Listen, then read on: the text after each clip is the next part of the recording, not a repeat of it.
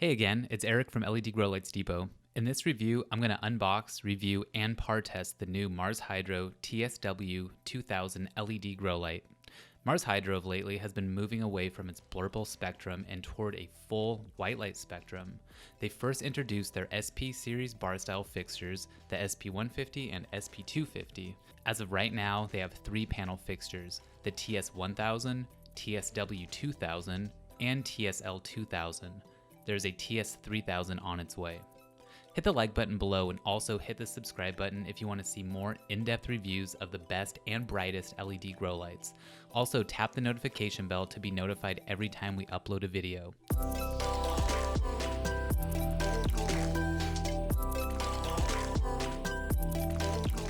Alright, let's get this unboxed. This light comes discreetly shipped in a plain brown box and is packed fairly well. Notice the packaging material on both sides of the light, as well as that wooden frame in the center of the light to keep the box from compressing. Also comes with some instructions and a warranty card. Let's take a look at the warranty information first. Some pretty informative stuff, and also the instructions on using the light. Got some specifications, spectrum, so on and so forth. And it also comes with some hangers. These are ratchet hangers. Then also some wire hangers that are going to attach directly to the unit. And you're going to hang the ratchet hangers from these. All right, just going to give you a quick look at the light. Going to flip it around and notice that you need to plug in these 2 cords into the boards. So these 2 cords are just hanging free, and Mars Hydro does this to keep the attachments from breaking off. So I'm going to go ahead and plug those in. Going to attach the power cord and turn this light on. All right, and we'll take a closer look at it right now. The plug-and-play Mars Hydro TSW 2000 measures 23 by 22 by 5 inches and it weighs about 13 pounds. At 120 volts, the fixture draws 337 watts at the wall and 2.85 amps. Expect about 1.4 amps at 240 volts. With the dimming knobs turned all the way down, the unit draws 80 watts at the wall and 0.72 amps. The unit is advertised to draw 310 watts, so the wattage that it's pulling on 120 volts is 9% more than advertised. At 337 watts, expect about 1,150 BTUs. And as a quick note, don't let the model numbers throw you off. The TS1000 is not a 1000 watt HID replacement, nor does it draw 1000 watts. The TSW 2000 is not a 2000 watt HID replacement, and so on. These are model numbers only. The fixture contains both warm and cool full spectrum Epistar white light diodes and 660 nanometer deep red Epistar diodes. The diodes are placed on a metal core printed circuit board. The resulting spectrum runs a bit on the cooler side with a high peak in blue. There is no UV in the SP or TS series. However, there is far red infrared light. This spectrum is ideal for clones, veg, and increasing quality during flower.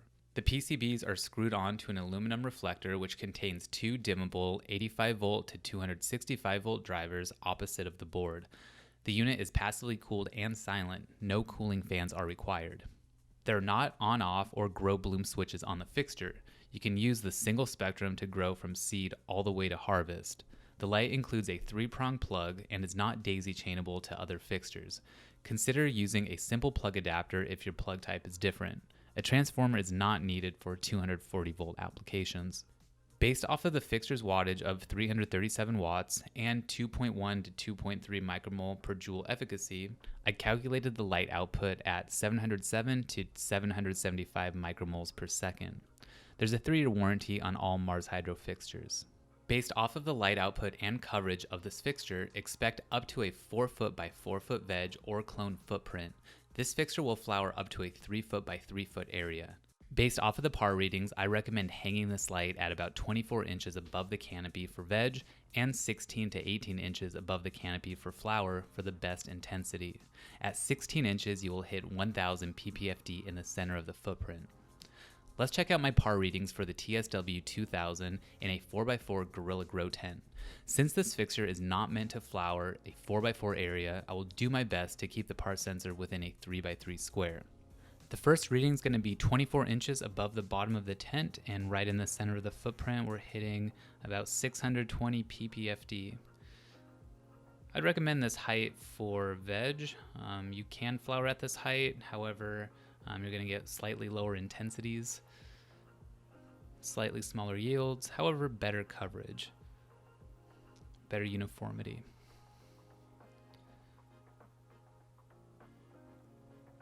So at 24 inches, this light is putting out a good amount of light. All right, next reading is at 18 inches, just above 900 ppfd. I'd recommend this height for flowering, and also our next height, which I'll go over, which is gonna be 16 inches, would be my second choice for flowering. So let's check out those readings. These look pretty good. Always lower on the corners and the sides, of course, but some good numbers right in the middle. And we're gonna move this around. Check out that uniformity. Again, trying to keep it within a 3x3 space. All right, and as mentioned, 16 inches, so hitting right over 1000 ppfd. Dropping to about 700 on the edges, and right around 400 ppfd in the corners. About 560 ppfd on that side, and back to the center.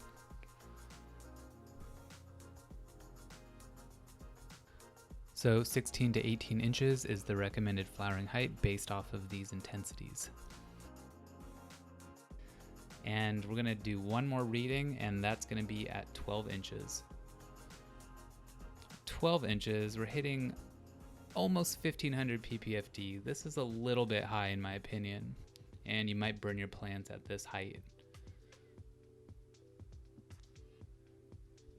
On the edge, just looks like around 750 ppfd. In the corner, 450 ppfd.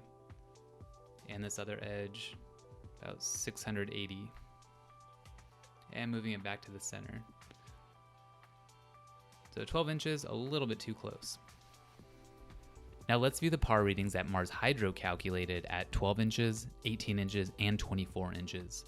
You can see that they're pretty much what I calculated in the center of the footprint at those respective distances, except for at 12 inches, which my reading was about 1500 micromoles per second. Lastly, here's a more detailed par chart of the TSW 2000 at 18 inches.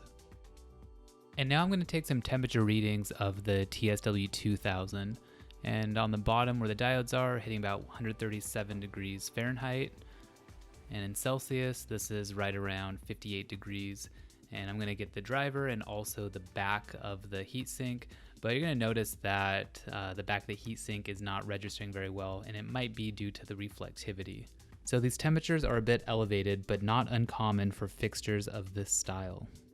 As of July 2019, the MSRP on the TSW 2000 is $249.99, plus you get free shipping in the lower 48 states with no additional tax.